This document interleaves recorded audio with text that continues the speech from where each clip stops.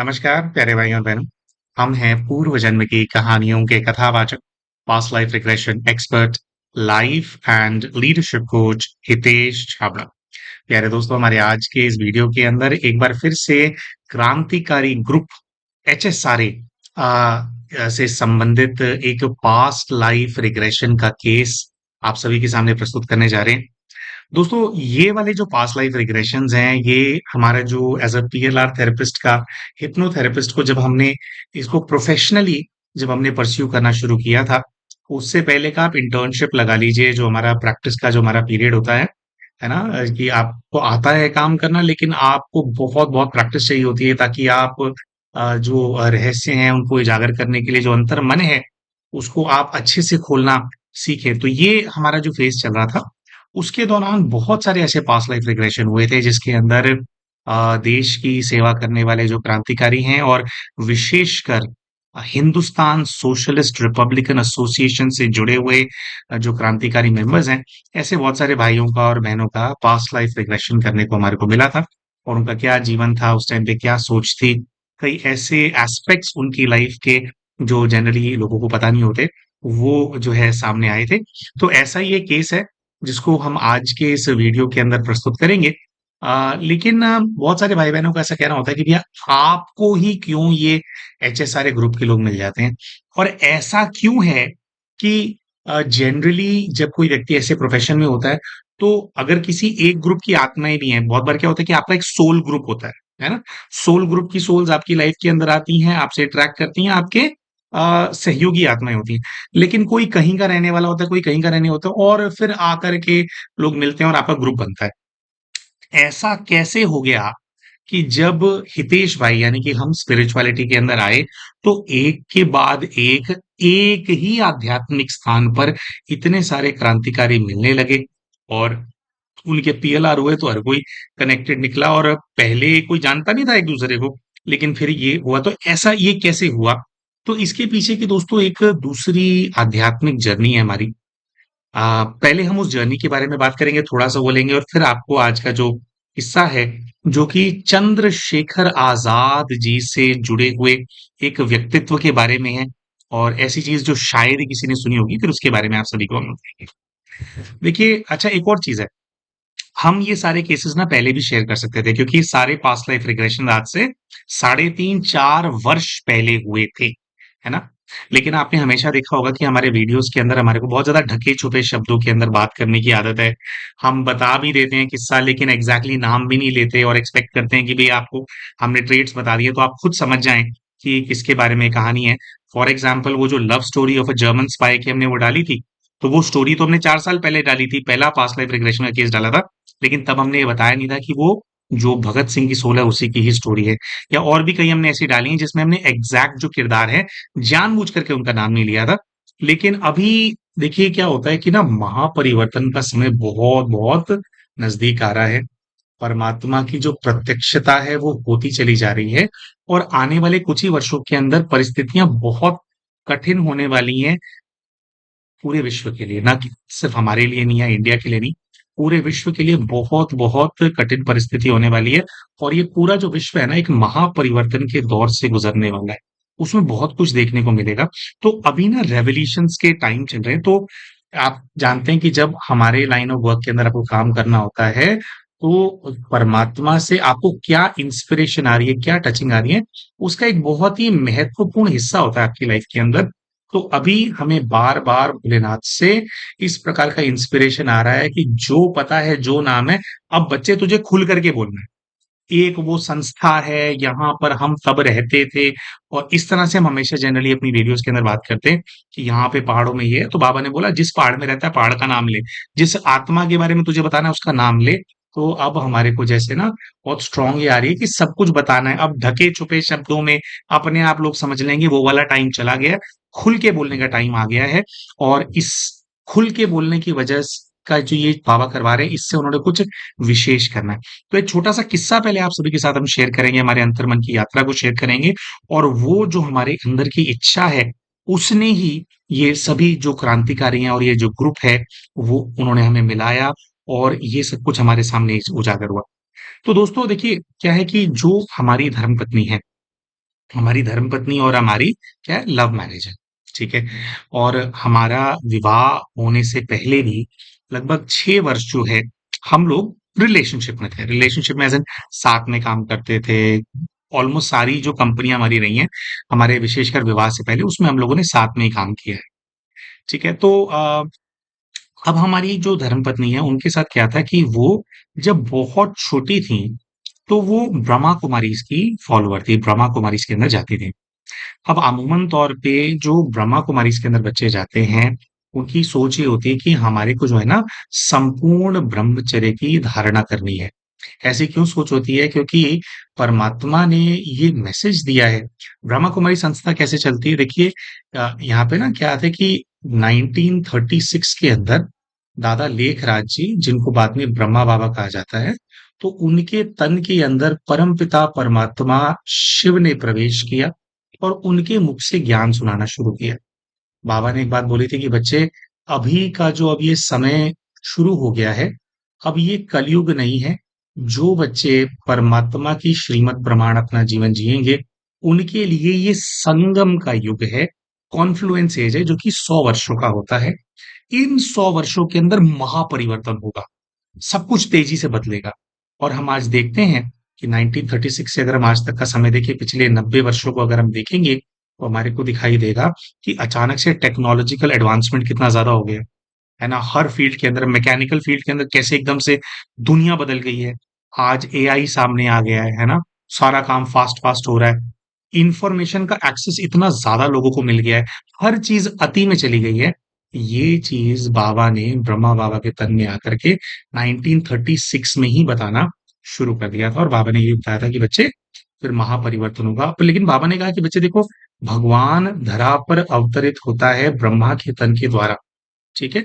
लेकिन जो ये जो पूरी जो सृष्टि है ना, जो ये जो नाटक है ना, ये जो पूरी यात्रा है सृष्टि की, जो बेहद में चलती रहती है, ये जो ड्रामा है जो चलता रहता है, इसके अंदर जो परमात्मा है, जो शिव है, वो अपने धाम में बैठे रहते हैं। उनके धाम से हम बच्चे नीचे आते हैं और अलग-अलग पार्ट प्ले करते हैं। और बाबा जिस दुनिया की रचना करके देते हैं बच्चों के लिए, है ना? उसको स्वर्ग कहा जाता है। यानी कि ऐसी दुनिया जहाँ पर देवी-देवता जो है राज्य करते हैं और उनकी स्थिति बहुत-बहुत श्रेष्ठ होती है। सब कुछ होता है उनके पास। परफेक्ट प्रकृति होती है, परफेक्ट रिलेशंस होते हैं, धन-धान्य से संपन्न होते हैं, किसी चीज़ की कमी नहीं होती। खुशी, आत्मिक शक्तियों से देवी-देवता भरे होते हैं। तो बाबा ने बोला कि बच्चे, ये जो पूरा जो ये जो दुनिया है ना, इसकी जो रचना है, ये 100 वर्षों के अंदर होती है। और मैंने पहले भी ये दुनिया रची थी, ठीक है? अब फिर रच रहा हूँ, लेकिन मैंने तो दुनिया में रहना नहीं होता, मैं तो ऊपर बैठा रहता हूँ, है ना? वो चोटी पे बिल्कुल टॉप पे बैठा रहता हूँ, मैं तो पार्ट प्ले करने आता नहीं। देखो, दुनिया बननी है और दुनिया को एन्जॉय करना है तुम्हें। तो उस दुनिया को, नई दुनिया को रचने के लिए जो एफर्ट डालने हैं, वो एफर्ट भी तुम्हारी रिस्पॉन्सिबिलिटी है। अब घोर कलयुग चल रहा है, घोर कलयुग जिसमें मायावी शक्तियां बिल्कुल चरम पे हैं। ऐसे में आपको ऐसी दुनिया की रचना करनी है जहां पे माया का नामो निशान ना हो। तो इसके लिए तपस्या का बल बहुत ज्यादा चाहिए। और तपस्या को आप उस चरम पे तभी लेकर के जा पाओगे जब पहले लीकेज नहीं होगी। और जब ब्रह्मचर्य की धारणा होती है, तब ही हमारी जो ये आध्यात्मिक ऊर्जा है, वो सब में होती है ना? सब परमात्मा के धाम से आए हैं ना? वहां का तेज, संकल्पों में शक्ति सबके पास होती है। हर एक ह्यूमन बीइंग के पास दिव्यता से कनेक्शन होता है और उसको वो वाटर करके वो दिव्यता के पेड़ को बढ़ा सकता है ना? और अपना कर सकता है। लेकिन उसकी लीकेज होती चली जाती है हमारे जीवन में। जब ब्रह्मचर्य की धारणा नहीं होती, तो हमारी जो एनर्जी है उसका फ्लो डाउनवर्ड्स होता है और बस वो एनर्जी वेस्ट होती रहती है। तो बाबा ने जो ये नई सृष्टि की रचना करनी होती है, उसमें बाबा पहला मैसेज ये देते हैं कि बच्चे, आपको जो है ब्रह्मचर्य की धारणा करनी है और ब्रह्मचर्य से जब आप धारणा करोगे तो अपनी सारी शक्ति आप अपने पास पहले तो इकट्ठी कर पाओगे और फिर ये जो आध्यात्मिक ऊर्जा है, इसको नई सृष्टि के, ब्रह्मचर्य क्या होता है कि उसमें क्या है, निर्माण करने की शक्ति है ना? तो नई सृष्टि के निर्माण करने में आप इस शक्ति को इस्तेमाल कर पाओगे। तो ब्रह्मचर्य की धारणा पे बाबा का बड़ा फोकस होता है। अब देखिए क्या होता है कि जो हमारी पत्नी है, उनसे भी हमारा क्या है, जन्म जन्मांतर का हमारा संबंध है। तो वो फॉलो तो करते थे, लेकिन क्या है कि इतनी पावर इकट्ठी नहीं कर पा रहे थे कि यार ये वाला डिसीजन ले सके कि भई मैं तो जो है पूरी तरह से ये ब्रह्मचर्य की धारणा करेंगे। अब हम उनके जीवन के अंदर आए, तो क्या हुआ बड़ा जैसे आकर्षण हो गया, पूर्व जन्मों का हमारा संबंध था जो भी है, तो वो हो गया। तो हमारी पत्नी ने हमेशा बाबा को ये बोला कि बाबा देखो, मैं ज्ञान में चलना चाहती हूँ, है ना? जैसे आप भगवान से बात करते हो, लेकिन ना मैं इसको छोड़ना नहीं चाहती, मैं इसके साथ चलना चाहती हूँ। तो क्या होता है कि हमारे पूर्व जीवन के जो कनेक्शन होते हैं ना, कार्मिक अकाउंट्स होते हैं ना, वो थोड़ा क्या हमारा बट्टा भी बिठा देते हैं। तो ठीक है करके हम लोग पहले रिलेशनशिप में थे, फिर हमारा विवाह हो गया। अब क्या है वो हमसे भी बहुत प्रेम करती हैं, लेकिन वो बाबा को नहीं छोड़ना चाहती।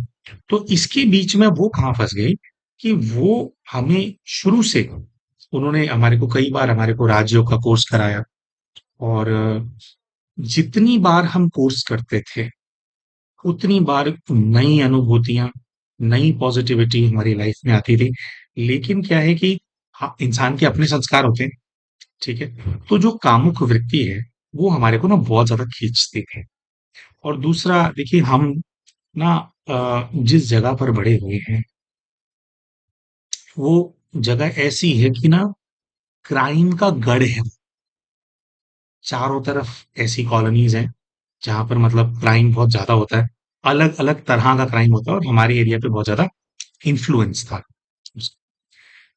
तो एक तो क्राइम के बीच में रहना, जो व्यक्ति बचपन से बड़ा क्राइम के बीच में होता है ना, उसको लगता है कि जो क्राइम है ना, ये बेसिक नेसेसिटी हो गई है, यहाँ पे सर्वाइव अगर आपको करना है ना, तो आपको भी क्रिमिनल की तरह सोचना पड़ेगा, वरना सब लोग आपको खा जाएँगे।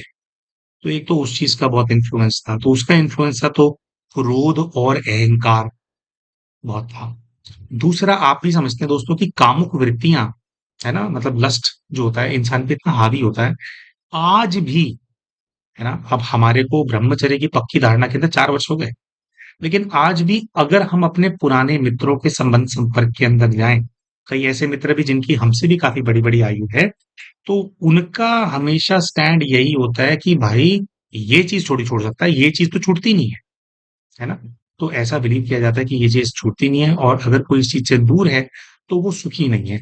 तो ये इस चीज की धारणा होती है। तो इस चीज को लेकर के, क्योंकि बाबा का जो इतना बड़ा कार्य करना है, वो ब्रह्मचर्य की जितनी ज्यादा धारणा होगी, हर कोई उतनी नहीं कर सकता, पूरी नहीं कर सकता, लेकिन जितनी ज्यादा हो पाती है, उतनी ज्यादा आपके पास शक्ति होती है कि आप ये जो नई सृष्टि का नवनिर्माण करना है, उसके अंदर उतना बड़ा कंट्रीब्यूशन दे सकते हैं।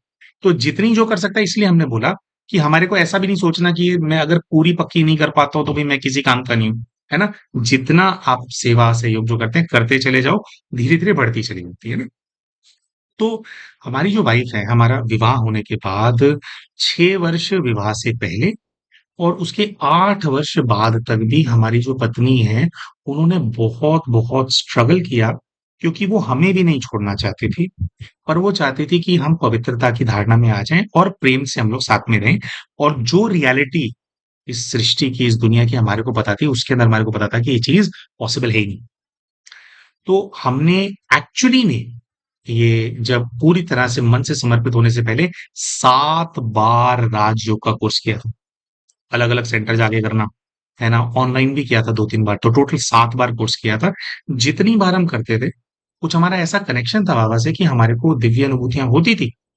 लेकिन फिर जब वापस कामुक वृत्ति दोबारा आपके ऊपर हावी हो जाती है, आपके पुराने संस्कार दोबारा आपके ऊपर हावी हो जाते हैं, तो फिर आपको ऐसा लगने लगता है कि ये जो दिव्य अनुभूति हुई है, ये तो ना बस ये तो फ्लूक था, ये तो कोइंसिडेंस है। बार-बार भगवान बेचारा जो है आपको, है ना, वो बता रहा है कि भई मैं हूँ, ये हो रहा है, लेकिन फिर आप जो है खुद को कन्विंस कर लेते हो कि नहीं, नहीं, वो नहीं है ऐसे। तो अब वापस आते हैं मेन चीज़ के ऊपर, एचएसआरए वाले कॉन्सेप्ट के ऊपर। तो एक चीज़ है, जिसको लेकर के ना एक बहुत बड़ा कॉन्फ्लिक्ट हमारी पत्नी और हमारे बीच में रहता था।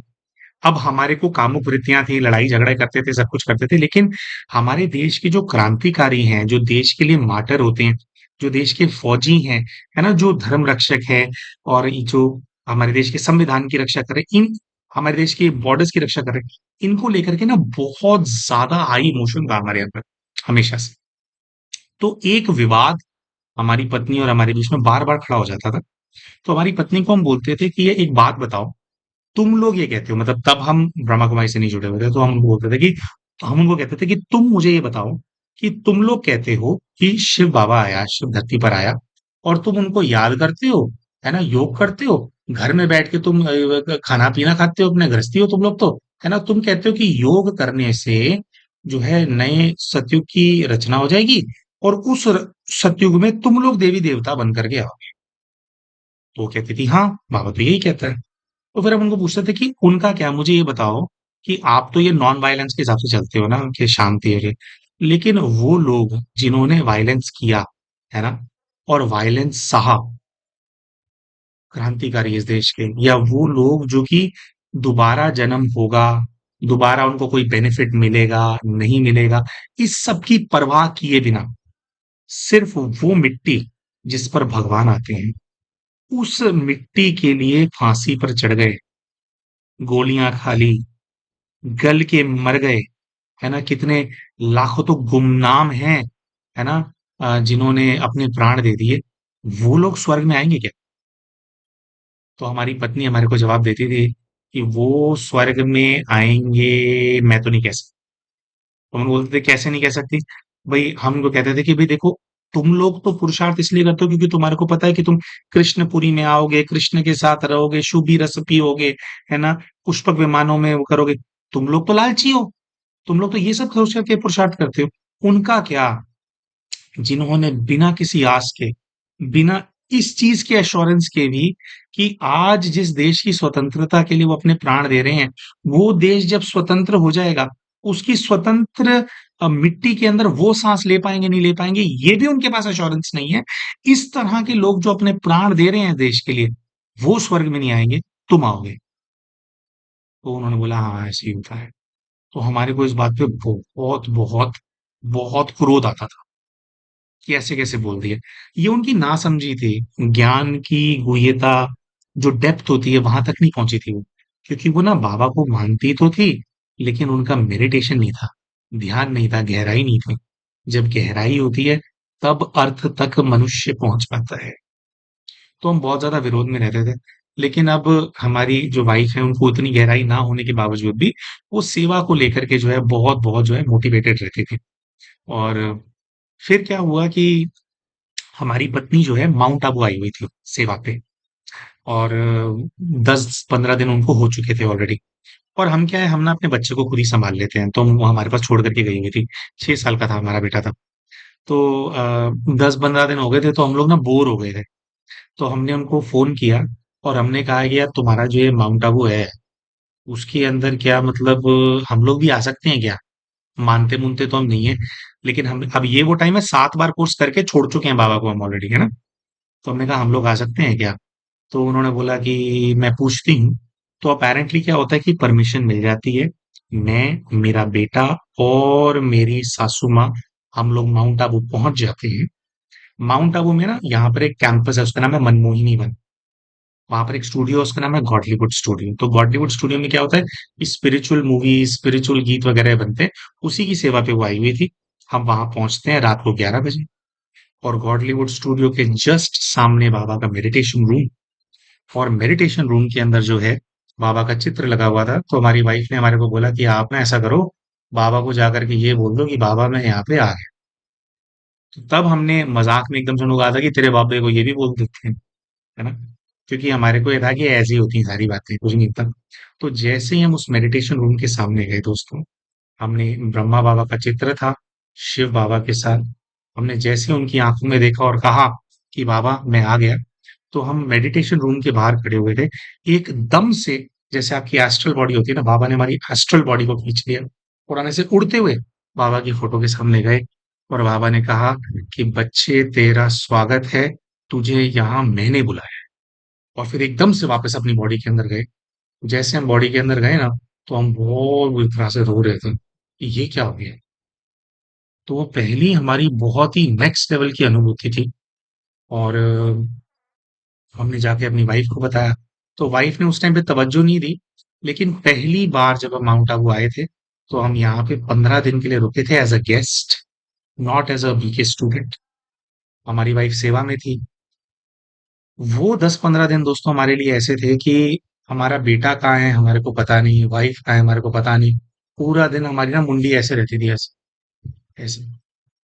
और कभी हम पार्क में जाकर के बैठ जाएं, कभी बाबा के कमरे में जाकर के बैठ जाएं, वो गॉडलीवुड वाले बुलाएं कि भाई गेस्ट हैं, देखो शूटिंग कैसे होती है। शूटिंग में बैठे हुए हैं, वो तो आध्यात्मिक सीरियल्स वगैरह की शूटिंग होती है या आध्यात्मिक गीत होते हैं, तो वहां बैठे हुए हैं, शूटिंग हम भूल जाएं, वहां बैक स्टेज पे बैठे बैठे, मतलब जो सामने होता है जहाँ ऑडियंस बैठती है, वहां बैठे बैठे योग में गायब हो जाए।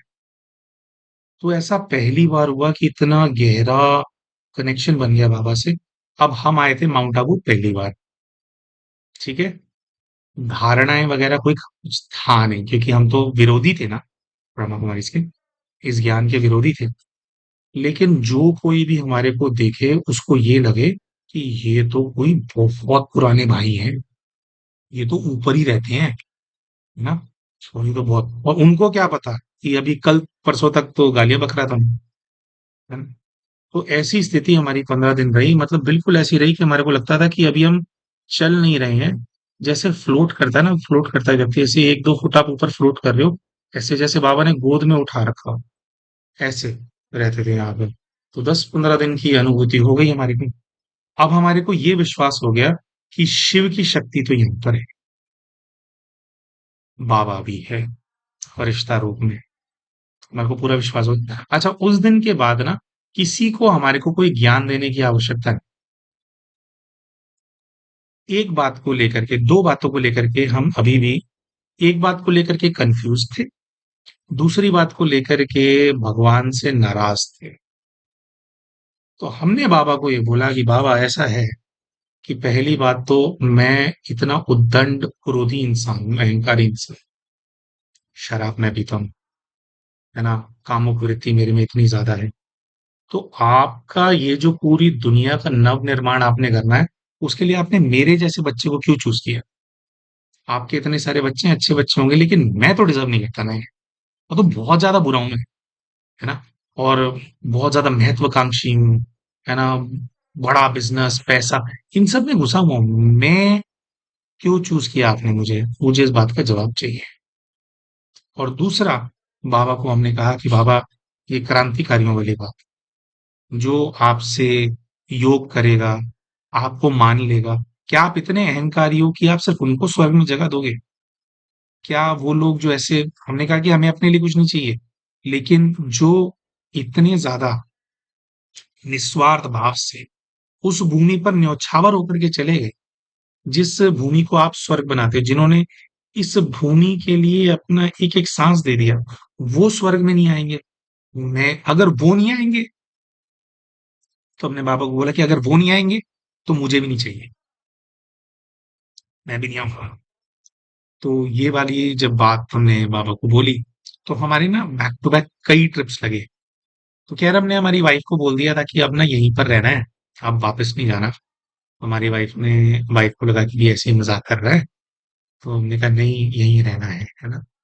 तो फिर क्या होता है कि हम यहाँ पे कई, जैसे हम बताते हैं, अब ये जो HSRA ग्रुप के क्रांतिकारी हैं, ये भाई यहाँ पे अलग अलग सेवाओं में हैं, नए रूपों में, उनके नए नाम हैं, लेकिन उनके संबंध संपर्क में आए, हमारे को बड़ा कनेक्शन फील हुआ।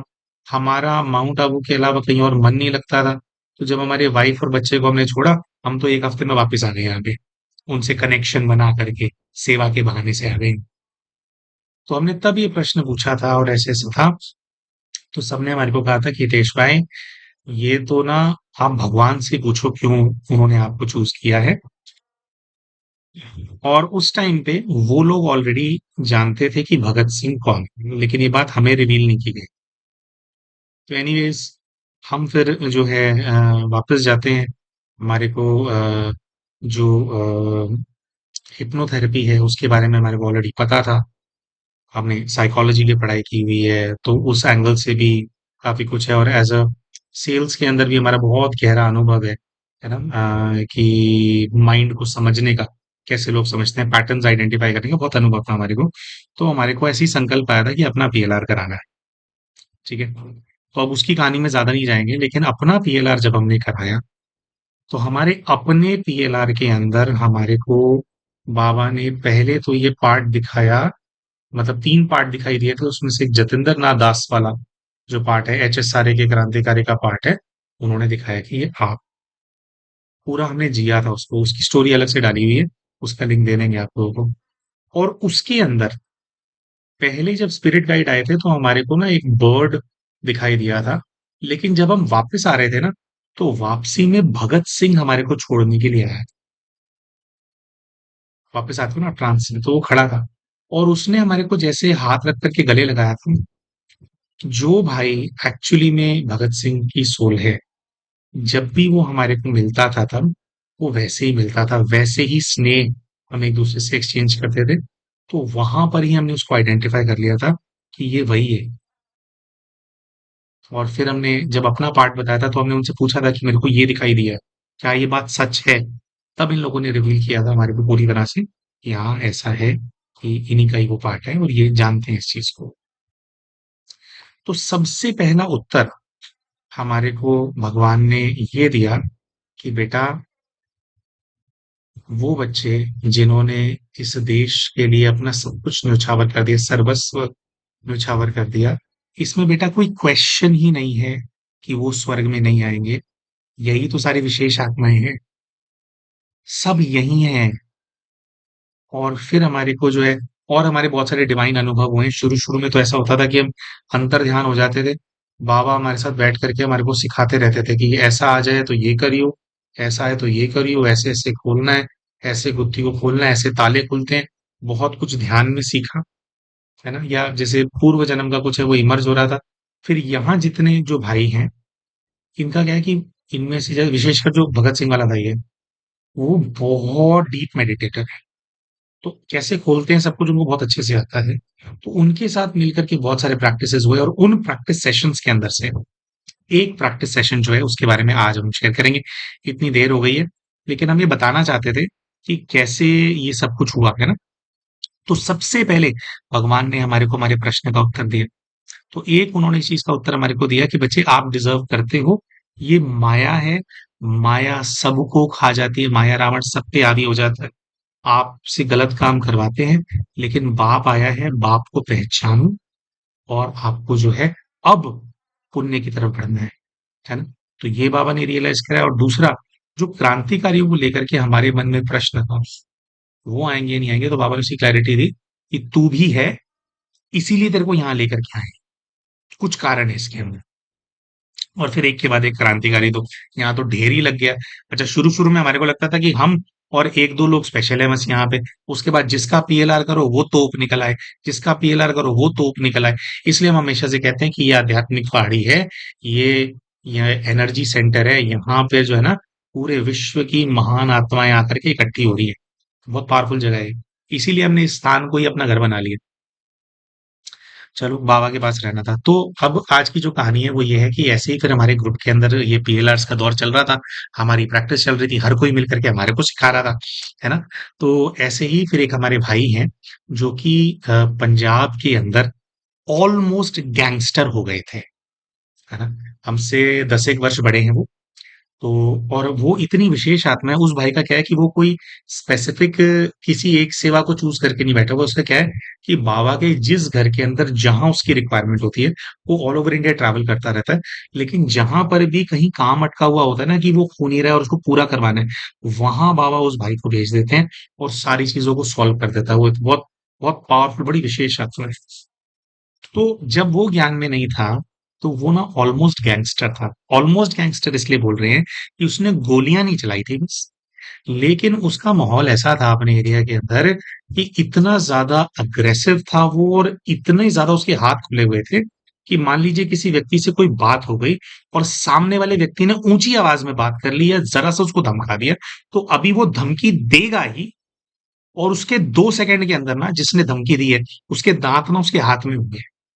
ऐसा था ये, इतना अग्रेसिव, है ना? और आज देखो, पूरा शांति का फरिश्ता बना हुआ है। जगह जगह जाकर के जो है वो, जहां जाता है योग तपस्या बहुत हाई है। और उसको ऐसी प्राप्ति है कि उसको ना ऑरा दिखाई देता है किसी का। आपकी स्थिति कैसी चल रही है, वो दूर से ही बता देगा कि सर पे क्राउन दिख रहा है अभी इसके, या कौन से कलर का ऑरा दिख रहा है। ऐसी पावर है उसके पास। तो ये था। तो वो बहुत ज्यादा अग्रेसिव रहा है और अपने उसके अंदर ना इस चीज का ना विस्फोट होता रहता है। तो भाई का बात ये थी, उसने कहा कि हितेश भाई, मैं ना, देखो, बाबा के पूरे ज्ञान को मैंने अपने अंदर संभाल लिया है। लेकिन ये जो मेरा अग्रेसिव स्वरूप है ना, और विशेषकर उसका क्या था, उसने इतने झगड़े इस प्रकार से किए कि ना वो अन्याय नहीं देख सकता बिल्कुल भी। अब क्या होता है कि समाज में हर जगह अन्याय होता है, लेकिन फिर भी हमारे को ना समझना होता है कहाँ खुद को इन्वॉल्व करना है, कहाँ नहीं करना। बहुत सारी जगह पे ना साक्षी होकर के रहना होता है। लेकिन उस भाई ने बोला कि भाई देखो, अभी मैं बाबा का बच्चा हूँ तो काफी मैं शांति का वाइब्रेशन ये सब करता हूँ, लेकिन फिर भी जब अन्यायपूर्ण बात होती है तो वो मेरा पुराना रूप ना जागने को हो जाता है। मेरे को लगता है कि फिर मैं चीर फाड़ कर दूं। तो उन्होंने कहा कि ना मैं इस रूप को एक तो समझना चाहता हूँ, और इस एनर्जी को ना मैं बैलेंस करना चाहता हूँ, क्योंकि क्योंकि विस्फोट होना ठीक नहीं है। और ये भी जो एनर्जी है, देखो डिस्ट्रक्शन के अंदर डिस्ट्रक्टिव रूप में तो मैंने कितने यूज किए, कितनों को पोपला बनाया है ना। और ये खाली मेटाफोर नहीं है, वो भाई जाना जाता है इस चीज के लिए, वो जेन्युइनली है सर। कि सामने वाले ने कुछ अभी जब बोला ही है ना, 10 सेकंड में उसके दांत उसके हाथ में होंगे, है ना। ऐसा था। और जैसे बड़े गैंगस्टर्स होते हैं, तो उनके ग्रुप के साथ वो रहना, तो उसको काफी प्रोटेक्शन वगैरह भी थी। उसमें से निकल करके देखो बाबा का बच्चा बना। तो उसने कहा कि मुझे अपने इस रूप को ना मैनेज करना है देश भाई। तो I want to know what is the reason why I am like this. और ये जो सब सारा ग्रुप है, आप देखो, जो ये एचएसआरए ग्रुप के मेंबर्स हैं, ये लोग क्या है उस टाइम पे, अब तो काफी बिखर गए सब लोग, एक कोई इधर कहीं चला गया, कोई कहीं चला गया। लेकिन तब ना सब साथ रहते थे। और ये जो हमारे भाई है ना, अब उनकी परमिशन नहीं है इसलिए हम उनका नाम नहीं बताएंगे। तो ये हमारे जो भाई है ना, इनका ही रोल ऐसा था कि बार बार ना ये दूर जैसे चले जाते थे, मतलब इनकी सेवाएं कभी कहीं है कभी कहीं है, फिर 6 महीने में आकर के सबसे मिलेंगे, इस तरह का इनका पार्ट था। तो ये जानना चाहते थे कि भी अम, कि भाई अम, कि मेरा भी क्या कनेक्शन है तुम सब लोगों से, मैं क्यों बार बार खींचा चला आता हूँ, तुम लोगों से मुझे क्यों बार बार बात करनी है। तो ये बात भी ये भाई जानना चाहते थे, और ये जो इनका जो विस्फोटक रूप है ना, ये बार बार क्यों इमर्ज होता है, कहाँ से होता है, ये जानना चाहते थे। तो भाई का देखिए दोस्तों, पहले तो सबसे पहले जब उनका पास्ट लाइफ रिग्रेशन किया, तो सबसे पहले जो सीन इमर्ज होता है, उसके अंदर वो अपने आप को एक मीटिंग के अंदर देखते हैं। मीटिंग हो रही है, और मीटिंग हो रही है, और उसमें वैसा देखते हैं कि जैसे वो अपने एक बड़ा सा पल्लू है, और उसके साथ कुछ कर रहे हैं, जैसे उसको कुछ संभाल रहे हैं, पल्लू में कुछ लपेट रहे हैं, क्या कर रहे हैं। तो पल्लू में लपेट रहे हैं और ये हो रहा है। इतना फ्यूरियस व्यक्ति, और जो रूप है उनका, एक बहुत ही जैसे सुंदर कन्या होती है ना, सुंदर कन्या के रूप में वो अपने आप को देख रहे हैं। लेकिन वो कन्या किसी मीटिंग के अंदर है, साड़ी पहनी हुई है उसने अभी। और जनरली वो साड़ी पहनने वाली महिला नहीं है, वो पहनती है सूट। लेकिन आज कोई विशेष प्रयोजन है जिसकी वजह से साड़ी पहन करके आई। अच्छा, तो ये सब वो रियलाइज कर रहे हैं। अच्छा, जहां पर मीटिंग हो रही है, वहां पर चारों तरफ पुरुष ही पुरुष हैं। इनके अलावा एक महिला कोई और है वहां पे, जो कि इनको नजर आती है। तो महिलाएं नहीं है, पुरुष ही पुरुष है सारे। मीटिंग किस चीज के बारे में हो रही है? कोई बहुत बड़ा एक्शन होना है कहीं पर, और उसके लिए माल स्मगल करना है। माल स्मगल करना है, हाँ, कुछ स्मगल करना है। और वो जो स्मगलिंग है, जो ज्यादातर यहाँ पर पुरुष हैं, वो तो उस चीज की स्मगलिंग कर ही नहीं सकते, क्योंकि वो पुलिस वालों के रेडार पे है ना। और यहाँ पर एक नहीं, दो गुट के लोग हैं जो कि इकट्ठे हो रखे हैं। एक गुट है एचआरए, तब वो HSRA नहीं है, अभी HRA है, यानी हिंदुस्तान रिपब्लिकन एसोसिएशन। जब राम प्रसाद बिस्मिल जी लीडर थे आजाद जी के साथ, उनकी फांसियां होगी, तो फिर दूसरी श्रेणी के क्रांतिकारी आए थे, भगत सिंह, सुखदेव वगैरह। सुखदेव सब कोऑर्डिनेट बाद में करता था। लेकिन जब तब HRA है ग्रुप का नाम। तो HRA ग्रुप, और HRA ग्रुप से पहले गदर पार्टी जो है ना, गदर पार्टी का ग्रुप होता था पंजाब के अंदर। उन लोगों की मीटिंग है आपस में। तो कुछ ऐसा है कि जो HRA के लीडर्स हैं, वो तो बिल्कुल एकदम रेड टॉप लिस्ट पे है अंग्रेजों के, ठीक है। लेकिन जो ये वाले लोग हैं, जो गदर पार्टी वाले लोग हैं, ये अग्रेसिव हैं। लेकिन फिर भी पुलिस इनको ना डायरेक्ट टारगेट लेकर के नहीं चलती, क्योंकि पॉलिटिकली ज्यादा एक्टिव है ना। पॉलिटिकल स्टांस इनका ज्यादा, एज अ पार्टी ऑपरेट करते हैं ना, और मतलब लीगली ज्यादा चलते हैं। तो HRA क्या है? HRA ग्रुप है, हिडन ग्रुप है, एक्शन के लिए, कि तुम्हारी ऐसी की तैसी आगे तुम्हारे मत्थे में गोली मारेंगे, ठीक है।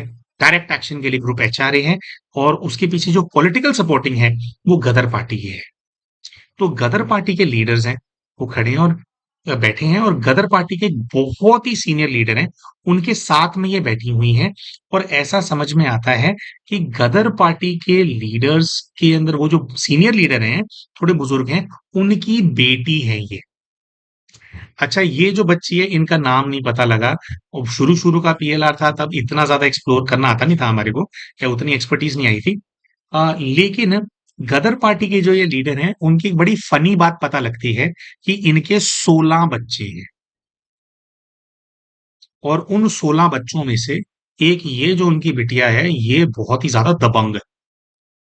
उन्हीं लीडर के 2-3 बेटे भी हैं उस मीटिंग के अंदर। अब वो जो मीटिंग चल रही है उसके अंदर डिस्कशन चल रहा है, गदर पार्टी के लीडर्स एक तरफ हैं, एचआरए ग्रुप के मेंबर्स दूसरी तरफ हैं, और एचआरए ग्रुप के जो मेंबर्स हैं उनमें से एक बहुत ही सीनियर मेंबर हैं, जिनकी उम्र वैसे कम है, और ये जो कन्या है उनको निहार रही है बहुत। ये उनके साथ प्रेम में है। प्रेम में कैसे, मतलब अपने मन में ये प्रेम करती हैं उनसे, और जो सामने वाले लीडर हैं, खैर उनको नहीं पता ये वाली बात, लेकिन उनको निहारती रहती हैं। और ऐसा आता है कि जो सामने एचआरए के जो लीडर्स हैं, उनमें से जिनको ये निहार रही हैं, वो और कोई नहीं है लेकिन चंद्रशेखर आजाद। तो आजाद जी से उनका जो कंट्रीब्यूशन है, उससे इंस्पायर्ड है एक तो ये, है ना? तो जैसे वो, अब आजाद जी क्या, दबंग में जो सबसे दबंग लीडर होते हैं ना, उस तरह के वो थे, है ना? जैसे जिनके नाम से थर-थर काँपे सब, आजाद जी वो लीडर थे। तो तो उनके यही दबंग, और उससे एक तो बहुत इन्फ्लुएंस्ड हैं, और जैसे उनकी जैसी फायर है कन्या, लेकिन वैसी फायर लेकर के ये कैरी करती हैं, तत्पर रहती हैं कि भई वो हम करेंगे। तो कुछ ऐसा हो रहा है कि ना, बॉम्ब्स जो हैं और असला जो है, उसको एक जगह से दूसरी जगह पर ट्रांसपोर्ट करना होता है। तो उसकी ज़िम्मेवारी महिलाओं का एक ग्रुप है, जो कि गदर पार्टी से जुड़ा हुआ है, वो ग्रुप उसकी ज़िम्मेवारी लेगा, और ये कन्या जो है, जो कि गदर पार्टी के लीडर की ही पुत्री हैं, ये कन्या उस ज़िम्मेवारी के अंदर से, मतलब ये उसको लीड करने वाली। तो ये अपना रोल ऐसा देखती हैं कि ये कन्या है, गदर पार्टी के लीडर की पुत्री हैं, और जो बॉम्ब्स बनते हैं ग्रुप के अंदर उस टाइम पे, या जो मतलब बॉम्ब्स बनते नहीं है उस टाइम पे, कुछ ऐसा है कि इनको जैसे सोर्स करना पड़ता है ये, या विशेषकर जो गन्स हैं और जो एम्यूनेशन है, उसको स्मगल करती हैं। मतलब एचआरए ग्रुप के कई सारे सीक्रेट अड्डे हैं, हाइडआउट्स हैं, जहाँ पर हथियार छुपाए जाते हैं एक्शन के लिए।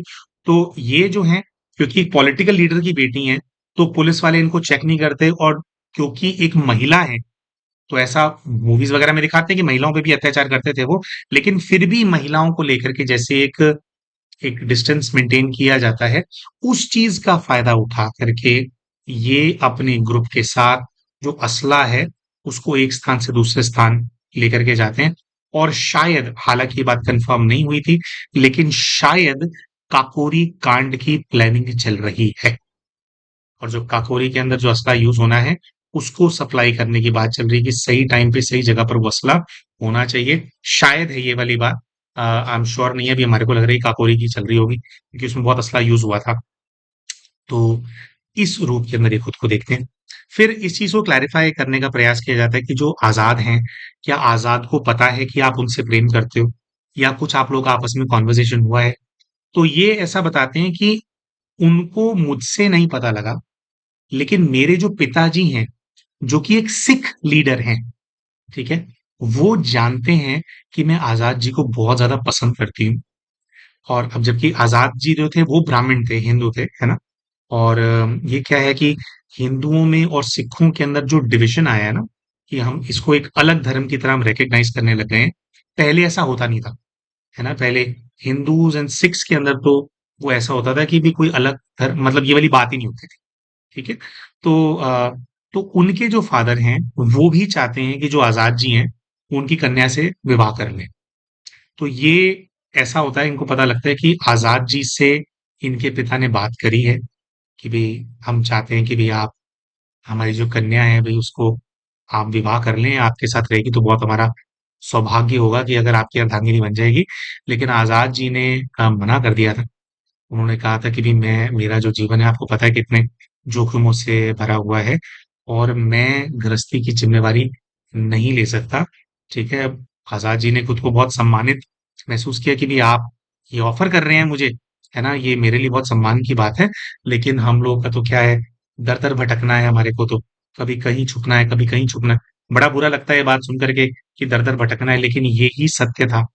आज हम बहुत महान को देखते हैं और सोचते हैं कि कितना ग्लोरी को जिया होगा क्रांतिकारियों ने। दोस्तों हालत ये थी कि जब कहीं पर होते थे ना सारे लड़के मिलकर कहीं रह रहे होते थे, तो खर्चा चलाना बड़ा मुश्किल होता है। एक ऐसा भी दृष्टांत है कि खाना पकाने के लिए बर्तन नहीं थे, तो चूल्हे के ऊपर मटके को आधा फोड़ करके, ऊपर से हटा करके उसको एज़ आधे टूटे हुए मटके को एज़ बर्तन टू कुक दाल यूज़ किया था करते थे। मतलब इस तरह की हालत थी। तो बहुत ही तकलीफ के दिन थे और आज़ाद जी का ये भी था कि भई बहुत बार ये था कि इतना वो होता था कि वही धोती पहननी है और रात को जब सोना है तो उसी धोती को बिछा लेना है, उस पे सो जाना है। ठंड लगे तो वही वाली धोती ओढ़ लेनी है और अगले दिन वही पहन करके मतलब फिर वो करना है। मतलब इतना फाइनेंशियल क्राइसिस, इतना फाइनेंशियल क्रंच था, मुहिम बहुत बड़ी थी, खर्चे बहुत थे, फंडिंग के सोर्सेज़ नहीं थे, है ना? तो बहुत तकलीफों में था और देश को आज़ाद कराना था। ठीक है, उसके लिए सभी जो बच्चे इसके अंदर इन्वॉल्व थे, सभी आत्माएँ जो इन्वॉल्व थी, हर कोई वो दुःख-तकलीफ झेलने को तैयार था आज़ादी के लिए। लेकिन अगर आज़ाद जी जैसे अगर विवाह कर लेते या इस दिशा के अंदर बढ़ते तो फिर ये ज़िम्मेवारी आ जाती, है ना? फिर किसी को अपने जीवन में लाने के बाद फिर आप ये नहीं कह सकते कि भई आपकी मैं ज़िम्मेवारी नहीं लूँगा। तो आज़ाद जी का यही था कि भई मैं वो नहीं कर पाऊँगा बिकॉज़ ऑफ दिस, क्योंकि अभी ये वाला जीवन तो देश के नाम है। आज़ादी अगर मिल जाती है, पहले वो हो जाता है, तो फिर कुछ वो करेंगे। तो अंदर ही अंदर जो है, इनको इस चीज़ का दुःख रहा था और इनका पार्ट भी ऐसा रहा था कि इन्होंने किसी से फिर विवाह नहीं किया था। इसके अंदर ही इन्होंने जैसे और इनके पिता को भी कुछ ऐसा था कि इसका मोह बहुत ज़्यादा है उनके प्रति और जैसे दिल से एक होता है ना वो, और फिर दूसरा फिर क्रांति के लिए और दूसरा देश सेवा के लिए, तो उसके अंदर ही ये अपना पूरा जीवन जो है इन्वॉल्व रही थी। तो एक तो ये कनेक्शन जो है निकल कर के आया था और गदर पार्टी के वो जो लीडर थे, जो सिख लीडर थे, वो भी इसी हम लोग एक ग्रुप में से हैं। एक हमारे भाई हैं, उनको हम लोग हमेशा से बोलते हैं कि हमारे लीडर तो आप ही हो, हैं? तो वो वही गदर पार्टी के सिख लीडर थे। जब इन्होंने खुद को उनकी पुत्री के रूप में देखा, तो इन्होंने अपने पिता को भी आइडेंटिफ़ाई किया था कि मेरे पिता तो ये भाई है ना? यही है। उनका भी नाम अभी हम नहीं लेंगे ना। जब परमिशनें होंगी ना, तो इनके लोकेशंस, इनके नाम भी बता देंगे, अभी और आने वाले टाइम के अंदर, है ना?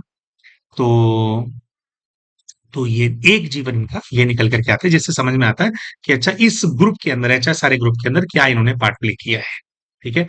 तो असला बारूद जो एचआरए ग्रुप के अंदर जो है, जिसकी जो प्रॉपर सप्लाई होती रही, उसके मैनेजमेंट करने के जो बहनों का ग्रुप था, उसकी लीडर थे।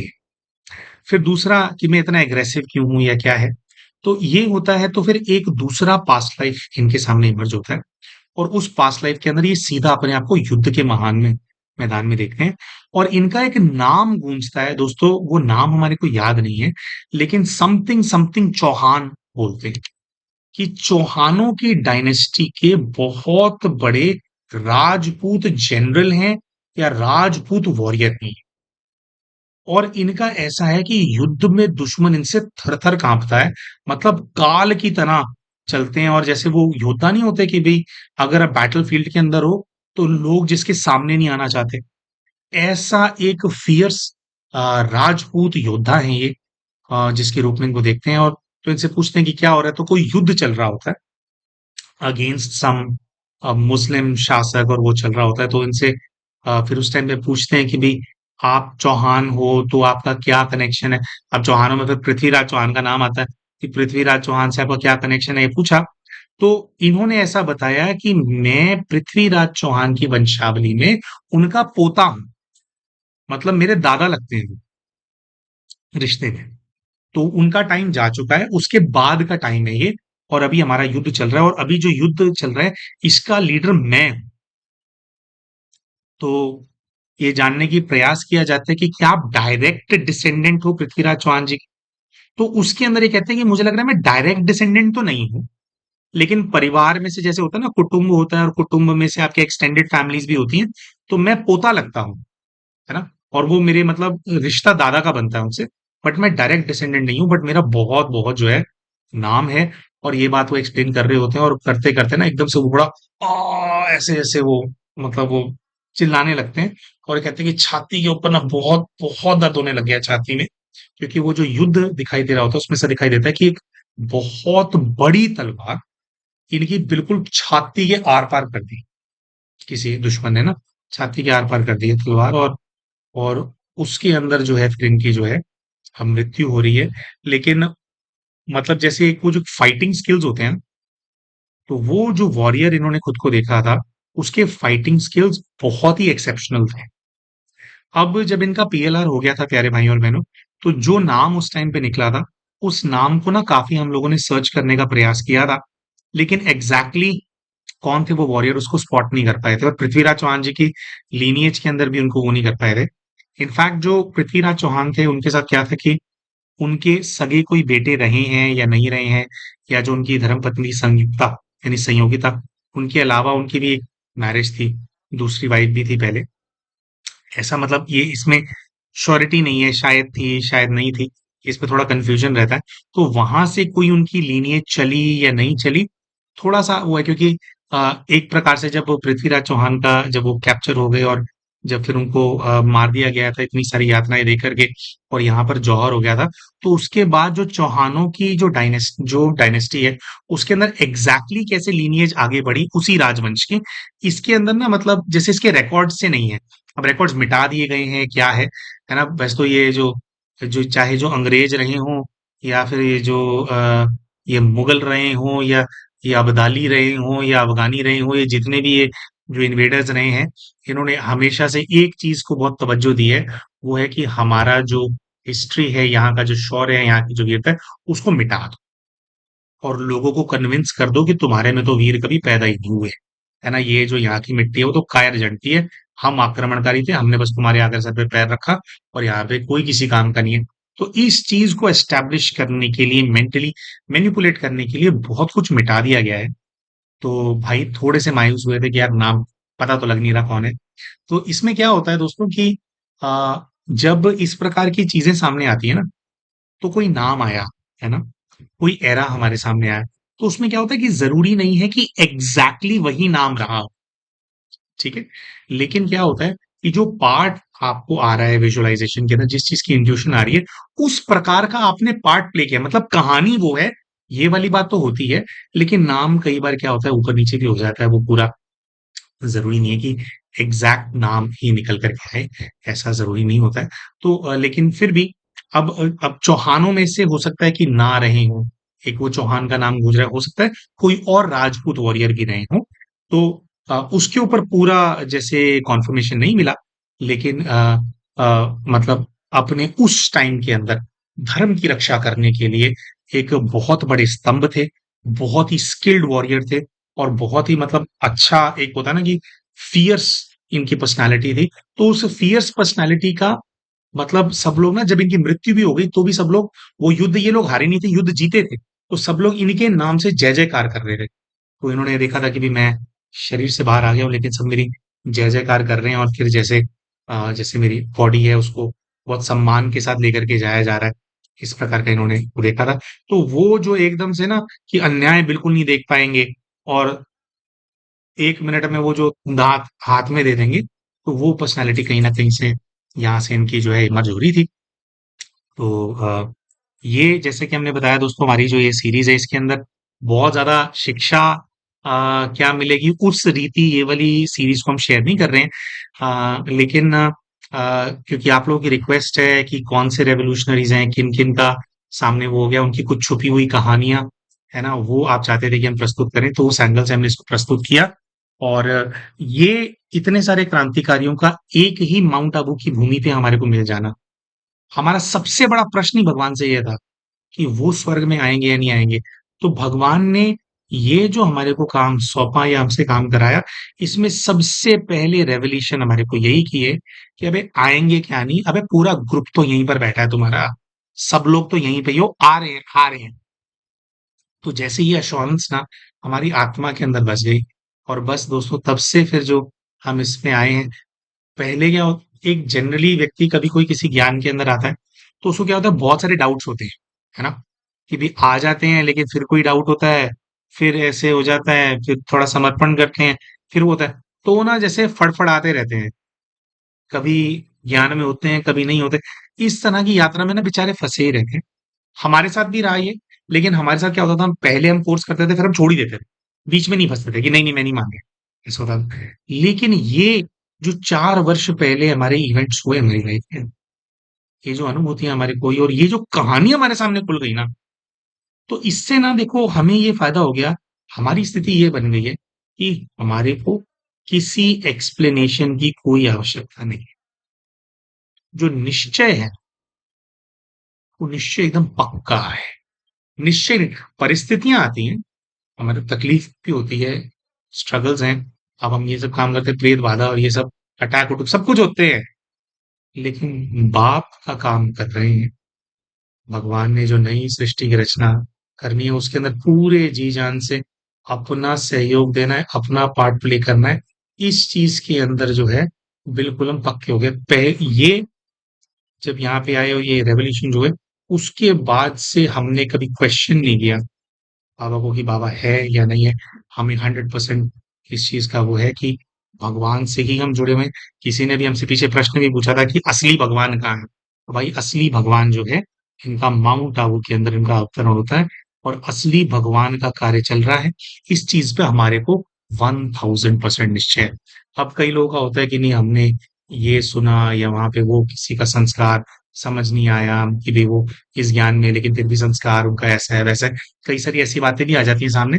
तो क्या होता है देखो दोस्तों, भगवान आता है, भगवान तो अपना ज्ञान पूरी तरह से देता है सबको, ठीक है? और भगवान उसी रीति देता है कि आप परफेक्शन की तरफ कैसे जाएंगे या नंबर वन में कैसे जाएंगे। लेकिन उसको धारण करने वाले तो सबकी अपनी अपनी कैपेसिटी है, अपनी अपनी सोच है। कई बच्चे ऐसे होते हैं कि भाई वो ठीक है मानते हैं, लेकिन उनका निश्चय इतना नहीं होता, और उनके अपने जो संस्कार होते हैं वो भी उन पे हावी होते हैं। तो कौन बच्चा कितना फॉलो कर रहा है वो एक अलग बात है। लेकिन जो ज्ञान मिल रहा है, जो जीवन का लक्ष्य मिल रहा है, वो शिव से ही मिल रहा है, और उसके प्रति अपने आप को समर्पित किया है। इस चीज के अंदर हमारे को 1% भी डाउट नहीं है। ठीक है जी। तो सभी क्रांतिकारी जो है आने वाले हैं वहां, है ना? तो इसीलिए हम ओके हैं स्वर्ग की रचना करने में। जो हमारा पार्ट है, जितना हमारे प्ले करना है वो कर रहे हैं। दोस्तों, अगर आप इस ज्ञान को और अच्छे से समझना चाहते हैं, आप इससे कनेक्ट करना चाहते हैं, आ, कैसे ये सब हो रहा है, संगम युग में कितना समय बचा है, कैसे होगा, है ना? ये सब कुछ अगर आप इसको और डिटेल में आप इसको जानना चाहते हैं, तो हमारे इस वीडियो के पिन कमेंट के अंदर एक व्हाट्सएप ग्रुप का हम लिंक आप सभी के साथ शेयर कर देंगे। उसका इस्तेमाल करके आने वाले महीने के अंदर जो ऑनलाइन कोर्स होने वाला है, मिड जून में होगा, है ना? हर महीने होता है। आप उसको ज्वाइन कर सकते हैं और आप लाभ उठा सकते हैं, खुद सीख सकते हैं कि कैसे ये मेडिटेशन करना है और कैसे परमात्मा का संदेश रिसीव करना है, उनके दिखाए हुए मार्ग पे कैसे चलना है, और जीवन को कैसे महान बनाना है। तो ये सब कुछ जो है आप भी अपने स्तर पे चाहें तो सीख सकते हैं। पूरी तरह से इससे जुड़ी हुई जो सेवा होती है वो निःशुल्क होती है। तो हमारे इस वीडियो के पिन कमेंट के अंदर हम ग्रुप का लिंक डाल देंगे, आप चाहें तो उसका आप लाभ उठा सकते हैं। मिलते हैं आप सभी के साथ हमारे अगले वीडियो के अंदर, तब तक के लिए नमस्कार।